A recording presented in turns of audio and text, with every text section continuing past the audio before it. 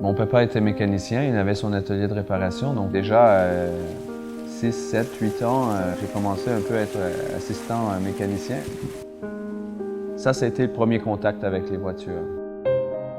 Un designer chez Audi, naturellement, il doit être créatif, il doit découvrir de nouveaux horizons, mais il doit aussi créer une qualité intemporelle que les gens qui achètent des Audi ont besoin.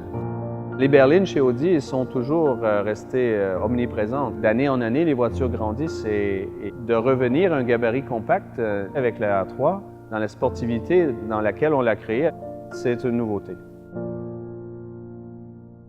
En fait, un tricorps conventionnel, on a un véhicule qui est constitué de 1, 2 et 3 volumes séparés. Donc, cette partie ajoutée qu'on a toujours sur une berline conventionnelle, on voulait pas du tout avoir ça. Donc, on a travaillé à l'intégration de cet élément-là.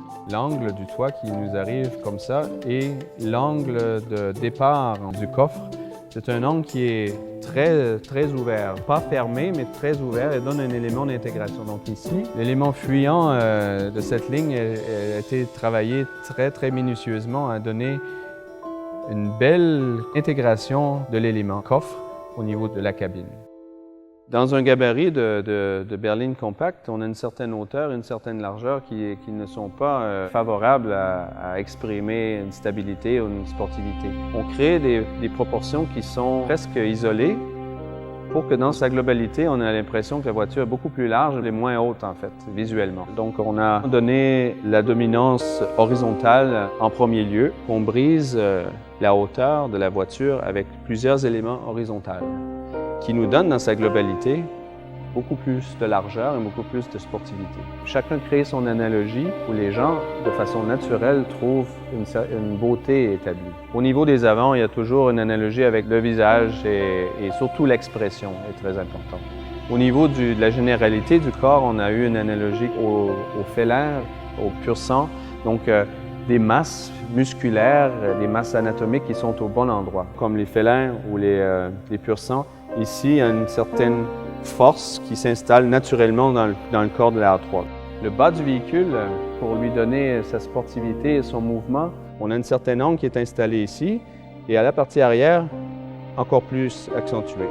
Ça nous a toujours donné l'élément ou de l'analogie d'un surfeur sur sa planche qui se fait prendre par la vague, comme ça.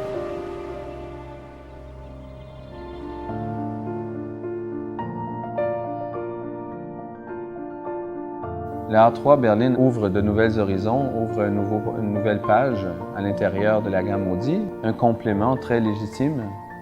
Et c'est une Audi à 100% dans tout son ADN. On est passé d'une voiture qui était beaucoup plus rationnelle à des voitures qui sont beaucoup plus émotives, beaucoup plus sportives. Donc la A3 berline, c'est vraiment une réponse à ce que Audi est aujourd'hui. C'est vraiment Audi actuel.